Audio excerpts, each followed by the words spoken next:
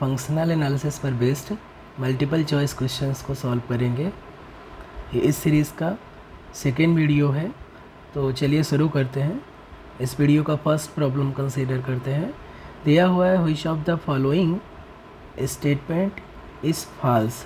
हमें इन चार स्टेटमेंट से फॉल्स स्टेटमेंट को फाइंड आउट करना है। तो फर्स्ट स्टेटमेंट है every finite dimensional subspace y of a norm space x is closed in x. As a statement ये ट्रू है, हमें फॉल्स स्टेटमेंट ढूंढना है। ये एक रिजल्ट है, एक थ्योरम है कि कोई भी फाइनाइट डायमेंशनल सब स्पेस होगा किसी भी नॉर्म स्पेस का, तो वो क्लोज्ड होगा, और क्लोज्ड होगा तो इसलिए वो कंप्लीट भी हो जाएगा। इनफैक्ट सेकेंड स्टेटमेंट में यही दिया हुआ है कि every finite dimensional subspace y of norm space x is complete. X हमारा जो स्पेस था वो कंप्लीट हो या ना कंप्लीट हो इससे फ़र्क नहीं पड़ता है, लेकिन वाई अगर फाइनाइट डायमेंशनल सब स्पेस है तो हमेशा क्लोज रहेगा और इसलिए कंप्लीट भी हो जाएगा। यानी कि फाइनाइट डायमेंशनल इनकम्प्लीट स्पेस हम नहीं ढूंढ सकते हैं, एग्जिस्ट ही नहीं करेंगे। तो एज अ स्टेटमेंट ये भी ट्रू स्टेटमेंट है। फिर अगेन कह रहा every subspace y of norm space x is closed in x. तो इन जनरल ये ट्रू नहीं है, इनफैक्ट ये फॉल्स है। क्यों? फॉर एग्जांपल अगर हम C00 कंसीडर करें, C00 which is subset of सब स्पेस ऑफ C0, और जो C00 है collection of all sequences whose terms after certain times get vanished। Means C00 क्या है? अगर x इक्वल टू हम xn एक सीक्वेंस लें, ये अगर C00 में बिलोंग कर रहा है तो अगर C00 में है तो एक m एग्जिस्ट करेगा। There exist m belongs to set of natural number n such that xn is equal to 0 for all n greater than equal to m। यानी कि एक सर्टेन टाइम के बाद इस सीक्वेंस के सारे टर्म्स क्या हो जाएंगे? ज़ीरो हो जाएंगे। यानी कि ऐसे सीक्वेंस जिसके सिर्फ और सिर्फ finitely many elements terms non zero हो सकते हैं, उसका कलेक्शन है ये C00। और ऑब्वियसली सिर्फ finitely many terms non zero है और बाकी सारे ज़ीरो हैं, तो ये सारे सीक्वेंसेस क्या हो जाएंगे?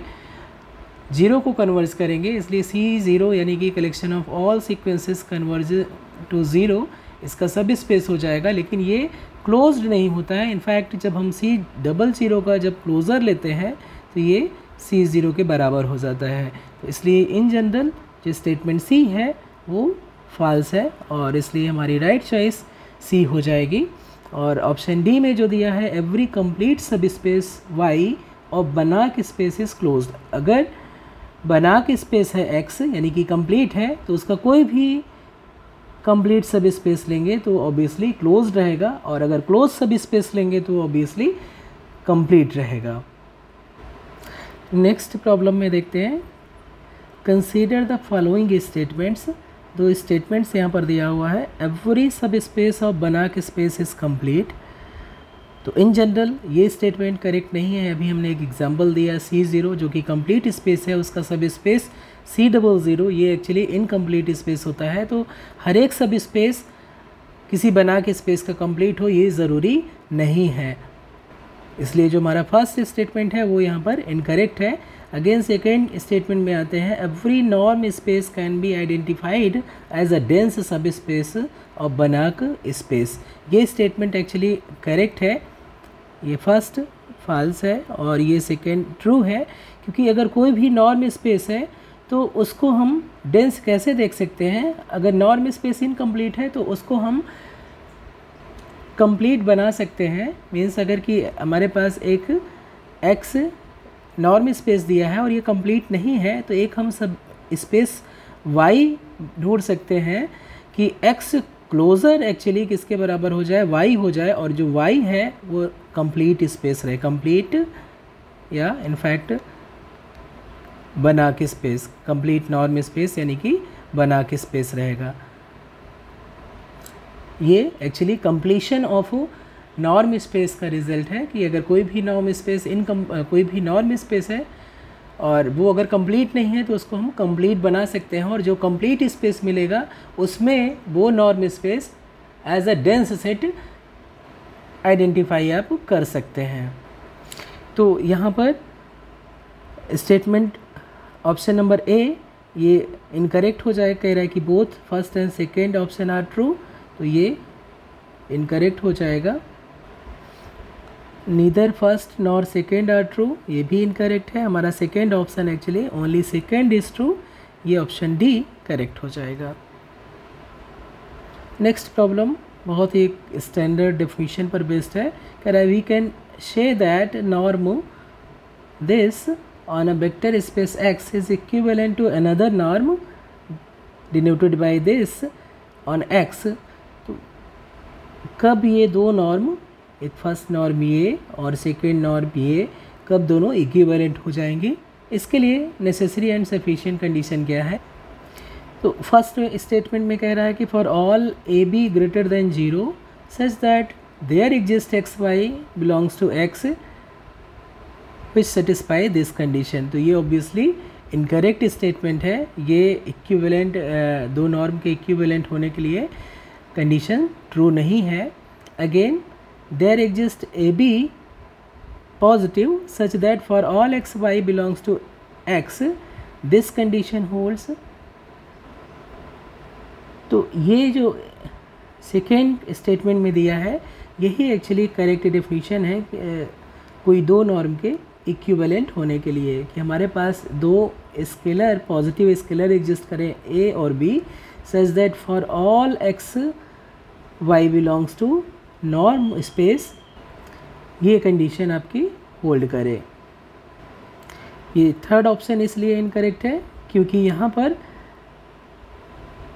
एक्स का सेकेंड नॉर्म के रिस्पेक्ट में नॉर्म होना चाहिए, जबकि यहाँ पर क्या कर दिया है, सिर्फ नॉर्म ऑफ एक्स लिया है। और ऐसे ही यहाँ पर जो डी ऑप्शन है, यहाँ पर क्या होना चाहिए था, ये डी ऑप्शन तभी ट्रू होता अगर यहाँ पर नॉर्म एक्स की जगह ये नॉर्म जो सेकेंड नॉर्म है इसको अगर हम कंसीडर करते तब ये ट्रू हो जाता है, इसलिए ये भी इनकरेक्ट है। इनफैक्ट अगर दो नॉर्म आपको दी हैं, first norm and second norm, ये दोनों इक्विवेलेंट होंगी if there exist positive number a and b such that norm of x with respect to first a times less than equal to norm of x with respect to second norm is less than equal to b norm of x with respect to first norm. या equivalently हम इसको ऐसे भी लिख सकते हैं कि a times norm of x with respect to two norm is less than equal to norm of x with respect to first norm और less than equal to b times norm of x with respect to two norm. तो ये दोनों condition actually equivalent है, जहाँ पर ये for all x है, for all x belongs to x, और ये a और b दो positive, there exist a and b positive. अगर ऐसे हमें मिल जा रहा है कि ये या तो ये कंडीशन सेटिस्फाई हो या तो ये कंडीशन सेटिस्फाई हो, तो उस केस में हम बोलते हैं कि नॉर्म फर्स्ट और नॉर्म सेकेंड इक्विवेलेंट है और इनसे जनरेटेड टोपोलॉजी भी इक्वल हो जाएगी। नेक्स्ट स्टेटमेंट देखते हैं problem. Consider the following statements. First है every closed and bounded subset of metric space is compact. तो इन जनरल किसी भी मेट्रिक स्पेस का कोई भी क्लोज्ड और बाउंडेड सबसेट है तो वो हमेशा कंपैक्ट रहे, ये ज़रूरी नहीं है। तो एज ए स्टेटमेंट ये जो फर्स्ट है वो फॉल्स है। ये फॉल्स इसलिए भी है कि इन जनरल ये होल्ड नहीं करेगा। अगर ये मेट्रिक स्पेस कुछ स्पेशल सेट्स में है तो उस केस में ये ट्रू हो सकता है, लेकिन इन जनरल ये फॉल्स होगा। फॉर एग्ज़ाम्पल अगर हम यूजुअल मेट्रिक ले हम Rn में या Cn में, तो यहाँ पर कोई भी कंपैक्ट स्पेस कोई भी सेट कंपैक्ट होगा इफ़ एंड ओनली इफ़ ये क्या हो, क्लोज्ड और बाउंडेड हो by Heine Borel theorem. In fact finite dimensional norm space में कोई भी सेट कंपैक्ट होगा इफ़ एंड ओनली इफ़ वो क्लोज्ड हो और बाउंडेड हो। सेकेंड स्टेटमेंट देखते हैं, कह रहा है कि every subset M of a finite dimensional norm space X is compact if and only if M is closed in X। तो अभी जैसे मैंने मेंशन किया कि अगर फाइनाइट डायमेंशनल नॉर्म स्पेस है तो वहाँ पर कोई भी सेट कम्पैक्ट होगा इफ़ एंड ओनली इफ़ वो सेट क्लोज्ड हो और साथ में बाउंडेड भी हो, लेकिन यहाँ पर बाउंडेडनेस मिसिंग है, इसकी वजह से ये जो स्टेटमेंट है ये भी फॉल्स हो जाएगा। तो दोनों स्टेटमेंट यहाँ पर इनकरेक्ट है, तो ऑप्शन बी यहाँ पर करेक्ट हो जाएगा कि neither first nor second are true. Again next problem एक स्टैंडर्ड प्रॉब्लम है कि every finite dimensional subspace of norm space is always complete space. Actually अगर y कोई भी सब स्पेस है, कोई भी स्पेस है और नॉर्म स्पेस है, कोई भी नॉर्म स्पेस है, चाहे ये बनाक हो या ना हो, लेकिन x अगर इसका सब स्पेस है और इसका जो डायमेंशन है, डायमेंशन ऑफ x अगर ये फाइनाइट है तो डेफिनेटली जो x होगा वो y का क्लोज्ड सब स्पेस हो जाएगा और x बनाक स्पेस हो जाएगा। फाइनाइट डायमेंशनल कोई भी स्पेस रहेगा तो हमेशा बना के स्पेस रहेगा, उसे कंप्लीट करने की ज़रूरत नहीं है, वो ऑलरेडी कंप्लीट रहेगा। नेक्स्ट प्रॉब्लम देखते हैं, कह रहा है consider T from R2 to R which of the following is linear map. तो 4 मैप यहाँ पर दिया हुआ है, हमें लीनियर मैप कौन सी होगी वो ऑब्ज़र्व करके जस्ट फाइंड आउट करना है, न कि डेफिनीशन का यूज़ करना है। बहुत केसेस में लीनियर मैप को जस्ट ऑब्ज़र्व करके ही हम देख सकते हैं कि कौन सा लीनियर है, कौन सा लीनियर नहीं है। तो लीनियरिटी के लिए 2 कंडीशन बहुत ज़रूरी है कि जो भी टर्म्स हों उस मैप के डेफिनीशन में वो सभी 1 डिग्री में हों और जो 0 वेक्टर है उसकी वैल्यू क्या हो, 0 होना चाहिए। 0 को हमेशा वो मैप 0 पर भेजना चाहिए। तो अगर हम फर्स्ट स्टेटमेंट में जाए तो यहाँ पर जो मैपिंग है यहाँ पर x स्क्वायर इंटू वाई है, यानी कि इसकी जो डिग्री है वो 1 नहीं है, एक्चुअली ये 3 डिग्री का हो गया टर्म, 2 डिग्री x की और 1 डिग्री y की, तो 3 डिग्री हो गया, इसलिए ये लीनियर मैप नहीं हो सकता है। अगेन सेकेंड ऑप्शन में भी x इंटू वाई है तो ये भी लीनियर नहीं हो सकता है क्योंकि यहाँ इसकी डिग्री 2 हो गई। ऐसे ही ये जो ऑप्शन डी है ये भी लीनियर नहीं हो सकता है क्योंकि x की यहाँ पर डिग्री 2 है और 1 डिग्री टर्म नहीं है। अगर 1 डिग्री टर्म होता भी तब भी ये लीनियर मैप नहीं होता। अगर एक भी टर्म ऐसा है जो कांस्टेंट है, नॉन जीरो कांस्टेंट है या 1 से ज़्यादा डिग्री है या 1 से कम डिग्री है तो कभी भी लीनियर मैप नहीं हो सकता है, इसलिए ऑप्शन डी भी इनकरेक्ट है। यहाँ पर अगर हम देखेंगे तो ये दोनों टर्म 2x और y दोनों टर्म क्या है 1 डिग्री में है और यहाँ पर अगर हम देखेंगे t ऑफ 0,0 की वैल्यू तो ये 0 होगी, इसलिए ये जो मैप है वो लीनियर हो जाएगी। तो ऑप्शन सी यहाँ करेक्ट हो जाएगा। नेक्स्ट भी बहुत स्टैंडर्ड रिजल्ट पर बेस्ड है। कंसीडर द फॉलोइंग स्टेटमेंट्स, यहाँ पर 2 स्टेटमेंट्स दिए हैं।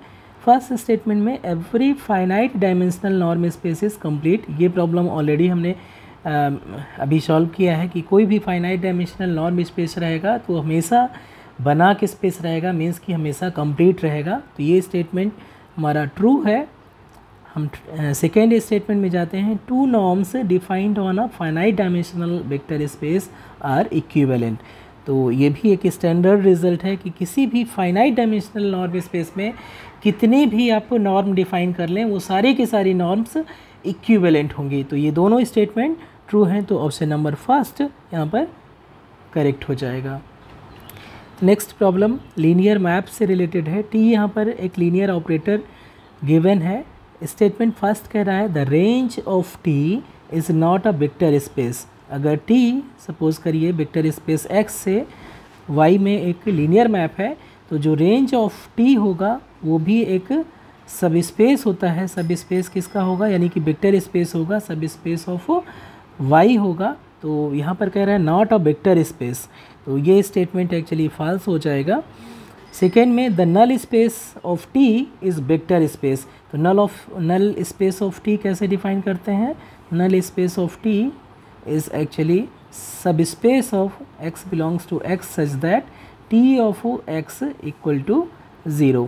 ये नल स्पेस है और ये किसका सब स्पेस होता है, ये सब स्पेस होता है, सब स्पेस ऑफ एक्स होता है। तो ये सब स्पेस है इसलिए वेक्टर स्पेस हो जाएगा ऑब्वियसली। तो स्टेटमेंट सेकेंड ट्रू हो जाएगा।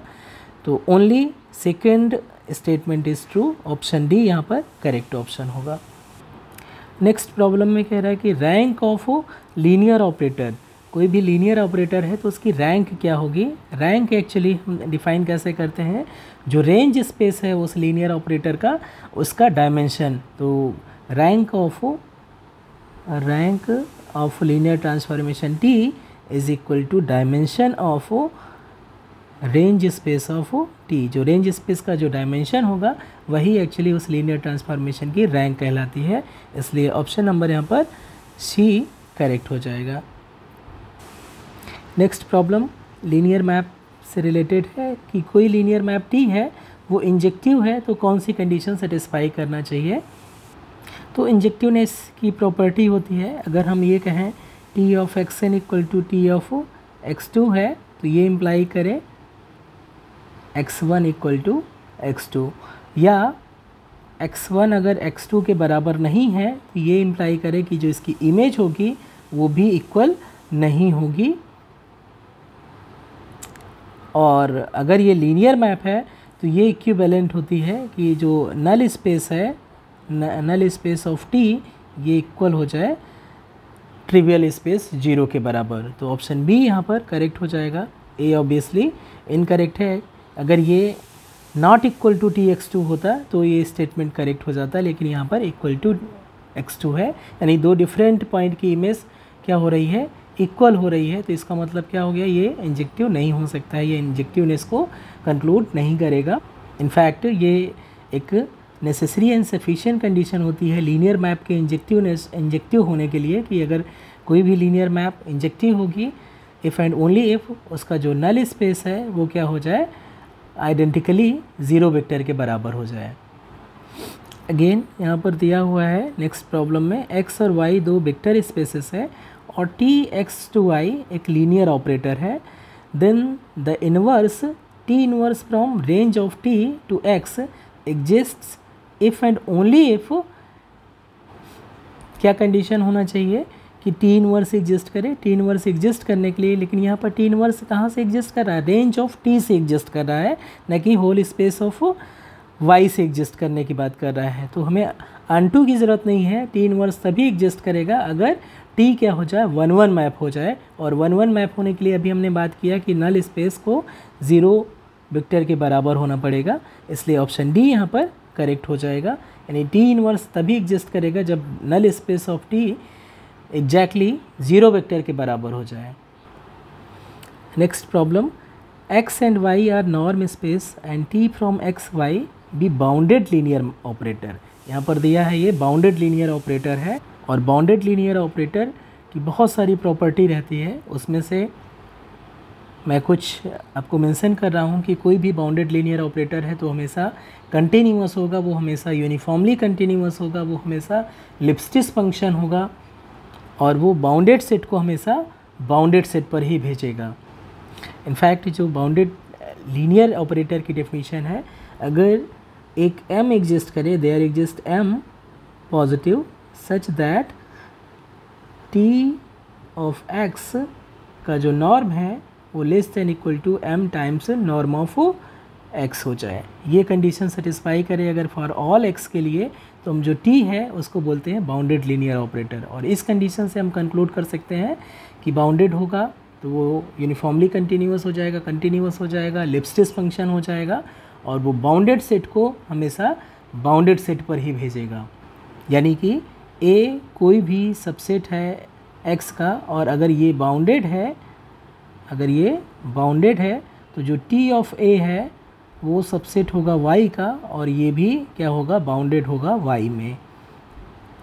तो ऑप्शन नंबर सी यहाँ पर करेक्ट हो जाएगा कि t maps every bounded sets in x unto bounded sets in y। Next problem में जो पूछ रहा है उसको अभी हमने मेंशन किया है, x और y दो नॉर्म स्पेस है, the linear operator t from x to y is said to be bounded if there exists a real number c positive such that for all x belongs to capital X, B must have option number B कि norm of Tx is less than equal to C times norm of X हो जाए।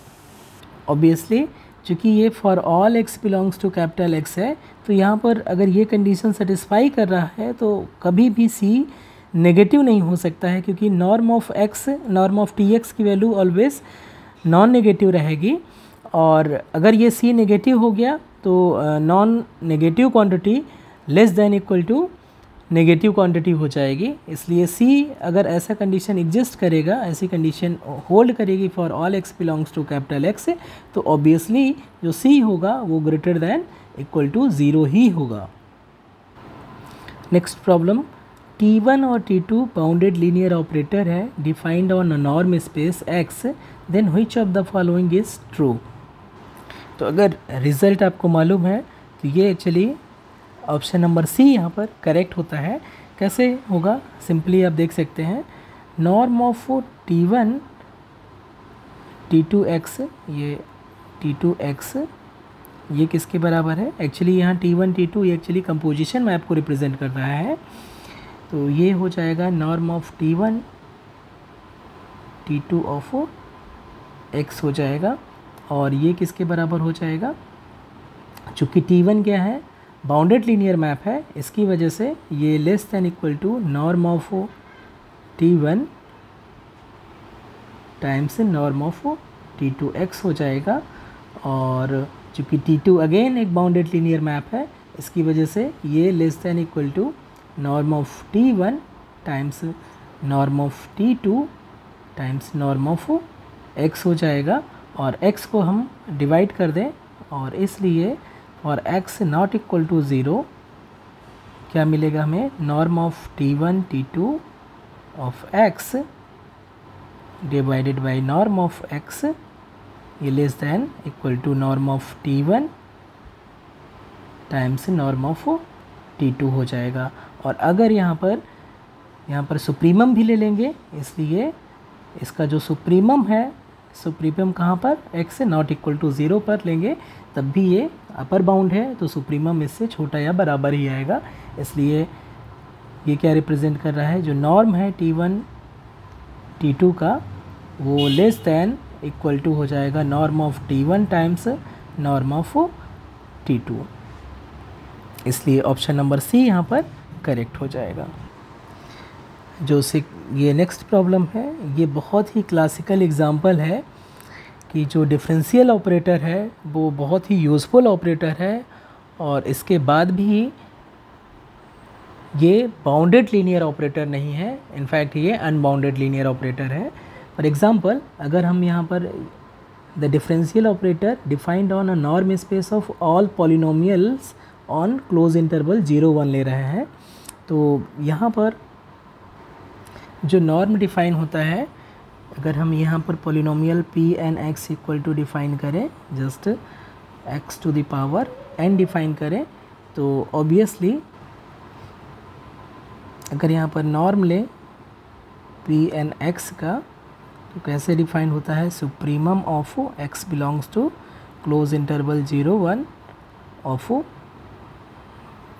Mod of Pn(x), और ये Pn(x) किसके बराबर है, ये x to the power n के बराबर है, और इसकी मैक्सिमम वैल्यू या 1 पर अचीव होगी, तो इसकी वैल्यू क्या हो जाएगी, 1 हो जाएगी। तो ये सभी जो यहाँ पर वेक्टर्स हैं पॉलिनोमियल स्पेस में, ये सभी 1 नॉर्म के हैं। और अगर हम यहाँ पर डिफरेंशियल ऑपरेटर ऑपरेट करें d/dx ऑफ Pn(x) लें, तो ये कितना हो जाएगा, n x to the power n-1 हो जाएगा। इसलिए इसका जो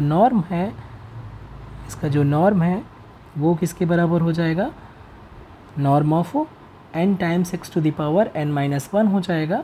और n जो कि पॉजिटिव नंबर है या नॉन नेगेटिव नंबर है, सॉरी, तो ये हो जाएगा n बाहर आ जाएगा, नॉर्म ऑफ xn-1 हो जाएगा। और ऑलरेडी हमने निकाला है कि इसका नॉर्म 1 के बराबर है, तो ये वैल्यू n के बराबर हो जाएगी।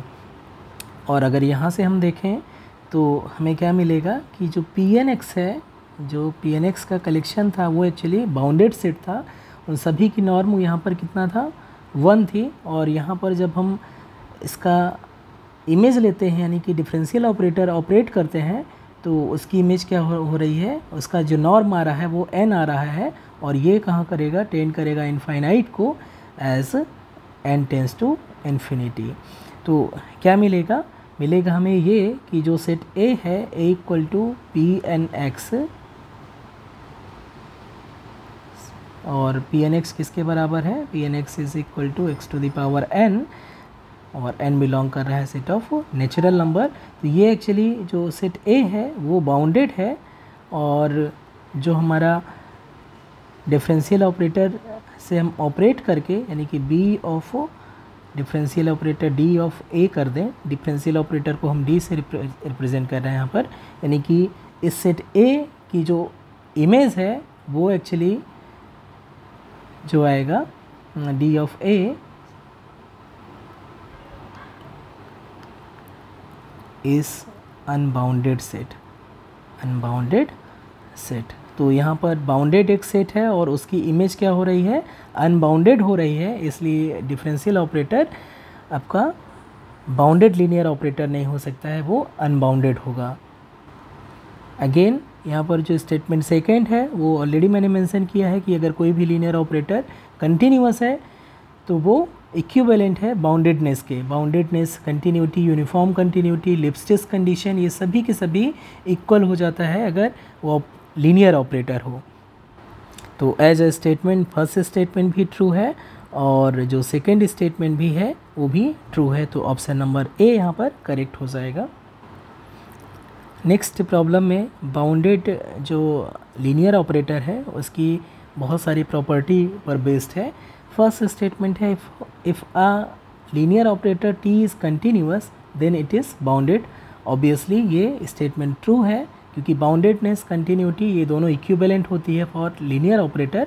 Again if linear operator T is bounded then it is continuous, again ये स्टेटमेंट ट्रू हो जाएगा।